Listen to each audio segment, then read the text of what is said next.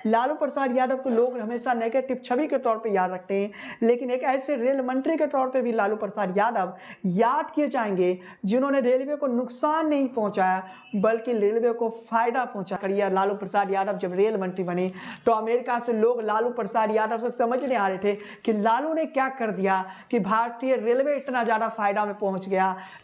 जब तक समोसे में रहेगा आलू तब तक बिहार में रहेगा लालू। आजाद भारत ने सबसे बेहतर रेल मंत्री के तौर पर अगर किसी को देखा गया तो वो लालू प्रसाद यादव थे। सोचिए, आजाद भारत यानी आजादी के 75 सालों में देश के सबसे बेहतर रेल मंत्री लालू प्रसाद यादव बनकर उभरे।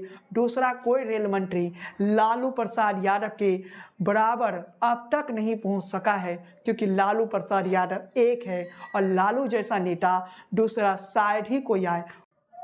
नमस्कार साथियों, आप सभी का इन टॉक में स्वागत है। विपक्षी नेताओं को लगातार जेल जाना पड़ रहा है। कई राजनीतिक दलों के विपक्षी नेता जेल के अंदर पहुंच गए, लेकिन क्या अब तेजस्वी का भी नंबर आ गया? क्या अब तेजस्वी को जेल जाना ही पड़ेगा? लालू परिवार के लिए कल का दिन खुशियों वाला दिन था। लालू परिवार को बेल मिल गया। लालू प्रसाद यादव को सबसे बड़ी राहत मिल गई। सीबीआई ने भी विरोध नहीं किया बेल का, लेकिन आज का दिन लालू प्रसाद यादव के बेटे तेजस्वी के लिए अच्छा नहीं रहा। कल मीसा भारती और लालू प्रसाद यादव की पत्नी राबड़ी देवी को तो बेल मिल गया और लालू प्रसाद यादव को स्वयं जे बेल मिल गया, यानी लालू परिवार को बेल मिल गया, लेकिन तेजस्वी यादव को आज दिल्ली हाई कोर्ट से राहत नहीं मिला। तेजस्वी को 25 मार्च को ईडी और सीबीआई के सामने पेश होना ही पड़ेगा। इसके साथ ही जांच एजेंसी ने दिल्ली हाई कोर्ट में यह भी कह दिया कि तेजस्वी यादव की गिरफ्तारी नहीं होगी। यानी आज का दिन तेजस्वी के लिए एक राहत भरी बात रही कि तेजस्वी को गिरफ्तार नहीं किया जाएगा, लेकिन तेजस्वी के लिए निराशा भरी बात यह रही कि तेजस्वी इस वक्त पेश नहीं होना चाहते थे सीबीआई ईडी के सामने, लेकिन अब उन्हें 25 मार्च को पेश होना पड़ेगा। लैंड फॉर जॉब मामले के इस घोटाले में ही तेजस्वी यादव से पूछताछ होनी है। को 25 मार्च को सुबह 10 बजे सीबीआई दफ्तर पहुंचना ही पड़ेगा। सुनवाई के दौरान तेजस्वी के वकील ने दिल्ली हाई कोर्ट में कहा कि अगर तेजस्वी एजेंसी के सामने पेश होंगे तो उन्हें गिरफ्तार कर लिया जाएगा। इसके बाद सीबीआई अदालत से कहा कि हमारा उन्हें गिरफ्तार करने का इरादा नहीं है। हम चाहते हैं कि वो पेश हो, क्योंकि उन्हें कुछ दस्तावेज दिखाने हैं। अगर वो वीडियो कॉन्फ्रेंसिंग के जरिए पेश होते हैं तो इसमें कोई फायदा नहीं होगा। तेजस्वी यादव ने कहा कि बिहार में बजट सत्र चल रहा है, ऐसे में वो बार बार पूछताछ के लिए दिल्ली नहीं आ सकते हैं। इस पर सीबीआई ने कहा कि शनिवार को बजट सत्र नहीं होता है, वो इस दिन आ सकते हैं। साथ ही एजेंसी ने भरोसा दिलाया फिलहाल उन्हें गिरफ्तार नहीं किया जाएगा। सीबीआई 28 फरवरी को, 4 मार्च को और 11 मार्च को तेजस्वी यादव को समन जारी किया था। जस्टिस दिनेश कुमार शर्मा ने अदालत में इस पर सुनवाई हो रही थी तो तेजस्वी की याचिका पर कहा कि सीआरपीसी की धारा 160 के उल्लंघन में उन्हें परेशान करने की नियत से नोटिस जारी किया गया। वे कथित अपराध के समय नाबालिग थे। यानी जो घोटाला हुआ, जो लैंड फॉर जॉब स्कैम हुआ, उस वक्त तेजस्वी यादव नाबालिग थे। यानी उस अपराध के समय जो कथित तौर पे जो घोटाला हुआ, या कथित तौर पर यह भी हम कहेंगे क्योंकि पुष्टि नहीं हुआ, हमारे देश की अदालतें भी कहती है कि जब तक किसी पर आरोप साबित ना हो जाए तब तक वो निर्दोष रहता है।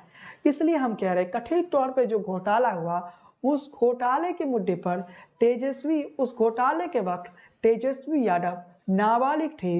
यानी तेजस्वी यादव 14 या 15 साल के थे। वो घोटाला कैसे कर सकते हैं कि ये 600 करोड़ रुपए का घोटाला है। और इस घोटाले की जो बातें सामने आ रही है, इस घोटाले में जो एफआईआर करने वाला व्यक्ति है, सीबीआई में जो ये मामला को लेके गए थे, वो ललन सिंह थे। ललन सिंह अब खुद कह रहे हैं कि इसमें कुछ नहीं हुआ। 2 बार जांच हुई, दोनों बार कुछ नहीं मिला।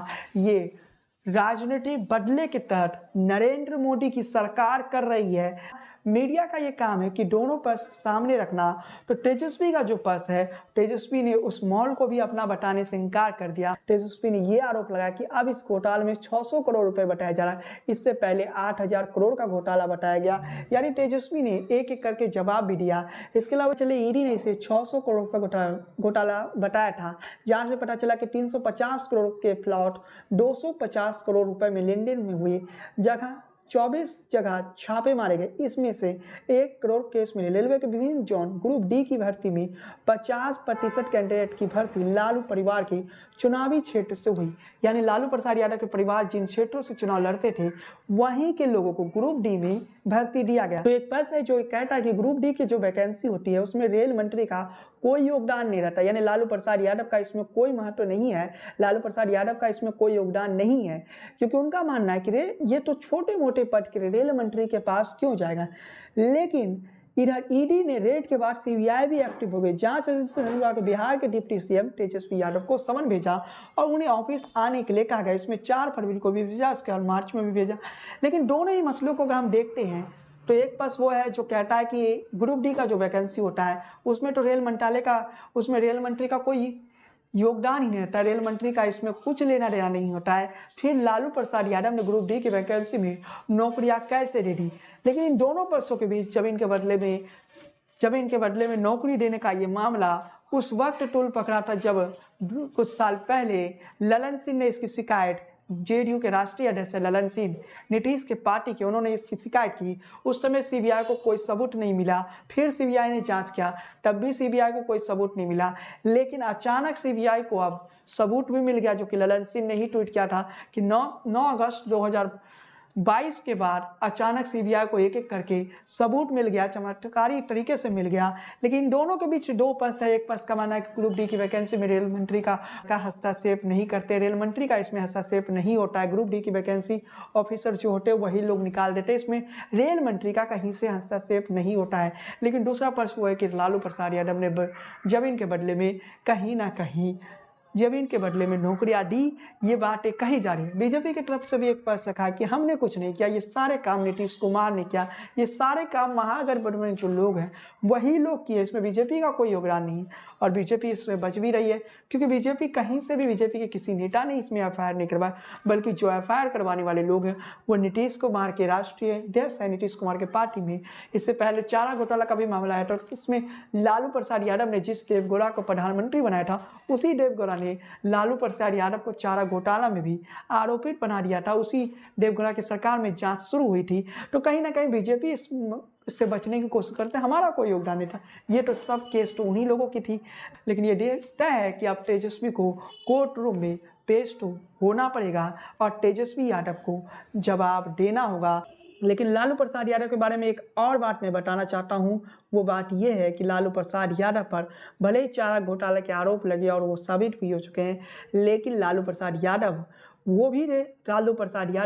रेल मंत्री के तौर पे, एक ऐसे रेल मंत्री के तौर पे जाने जाते हैं लालू प्रसाद यादव, जो कि रेलवे को सबसे ज़्यादा फायदा पहुंचाए हैं। लालू प्रसाद यादव के जाने के बाद रेलवे घाटा में है।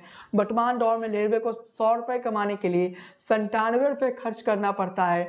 ऐसे भी एक आंकड़ा आई थी, उस आंकड़ा पर हम बात करेंगे। लेकिन लालू प्रसाद यादव जब रेल मंत्री बने तो वो चमत्कारी तरीके से कहीं रेलवे को फायदा पहुंचाए, और इसलिए लालू प्रसाद यादव को जिक्र किया जाता है।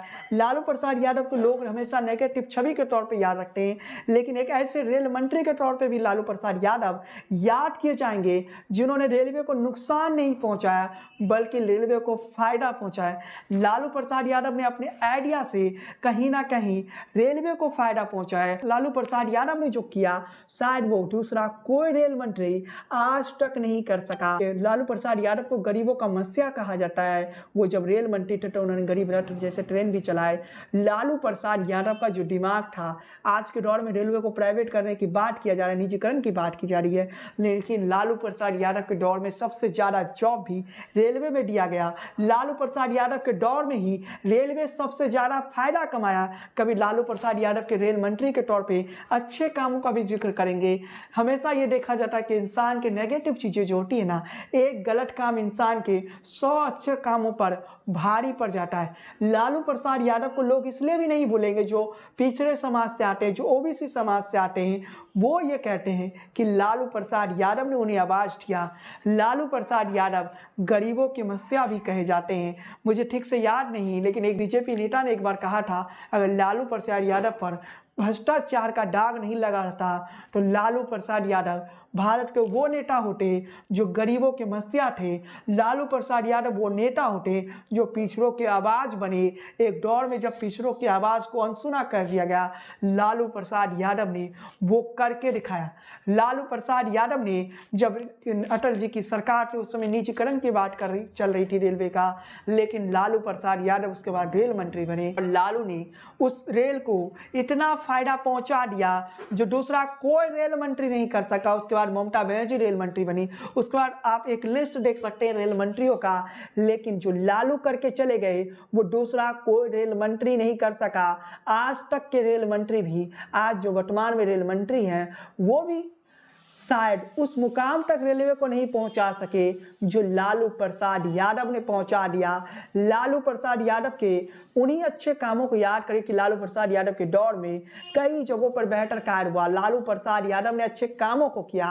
रेलवे के क्षेत्र में लालू प्रसाद यादव ने उस समय रेलवे को फायदा पहुंचाया। याद करिए, लालू प्रसाद यादव जब रेल मंत्री बने तो अमेरिका से लोग लालू प्रसाद यादव से समझने आ रहे थे कि लालू ने क्या कर दिया कि भारतीय रेलवे इतना ज़्यादा फायदा में पहुंच गया। जब तक समोसे में रहेगा आलू तब तक बिहार में रहेगा लालू। लेकिन लालू प्रसाद यादव के वो डायलॉग तो कहीं ना कहीं बिहार की सियासत पे अब उसका असर नहीं दिख रहा है। लेकिन रेल मंत्री जब लालू प्रसाद यादव बने तब तो लालू के अंदाज भी अलग थे। संसद को खूब कॉमेडियां भी मिली। लेकिन उस वक्त देश ने एक ऐसे रेल मंत्री को भी देखा जो विकास की बात भी करता है, जो इस देश के रेलवे को, जो रेलवे 1 साल पहले तक घाटे में चल रहा था, उस रेलवे को फायदा पहुंचा दिया। उसके बाद जितने रेल मंत्री आए, ममता बनर्जी आई, कई रेल मंत्री आए, लेकिन वो सभी रेल मंत्री कहीं ना कहीं फेल हो गए और लालू तो लालू निकले। और लालू प्रसाद जैसा रेल मंत्री शायद इस देश को अब तक नहीं मिला। कई बार चैनलों में कहा जाता है कि आज़ाद भारत ने सबसे बेहतर रेल मंत्री के तौर पर अगर किसी को देखा गया तो वो लालू प्रसाद यादव थे। सोचिए, आज़ाद भारत यानी आज़ादी के 75 सालों में देश के सबसे बेहतर रेल मंत्री लालू प्रसाद यादव बनकर उभरे।